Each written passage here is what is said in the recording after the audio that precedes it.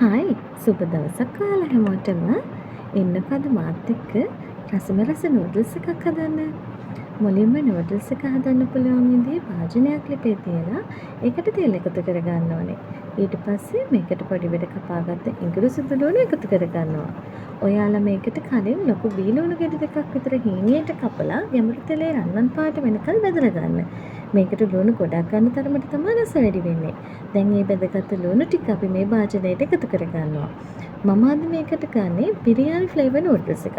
ඉතින් මම මේකේ තිබුණු මිශ්‍රණය මේකට එකතු කරගත්තා. ඔයාලා එහෙම එකතු කරගන්න අකමැති නම් ඔයාලට පුළුවන් අවශ්‍ය ප්‍රමාණයට මිනිස් කුඩු 3-5 කහ, බේ ලීව්ස්, බිරියානි මල්, එනසල්, ඔරිගානෝ වගේ දේවල් එකතු කරගන්න. මම තව මේකට ගරම් මසාලත් එකතු කරගන්නවා.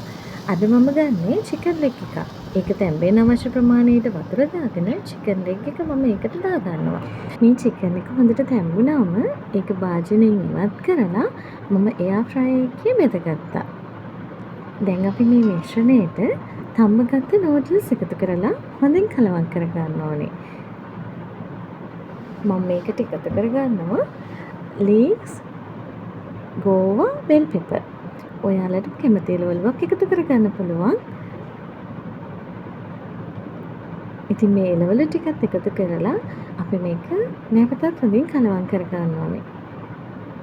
ඉතින් හදලා බලලා රස කොහොමද කියලා මටත් කියන්න. ආයෙත් රෙසිපි එකකින් හම් වෙනකම් මම ගිහින් එන්නම්. ඔයාලා හැමෝටම සුබ දවසක්. නුඹ දැක මන දොල පින වෙන යාමේ නෝනේ ඇහුණද හිත කවි කියනවා මාගේ ඇගේ ලැමසල වෙනකොට ඉවසුම්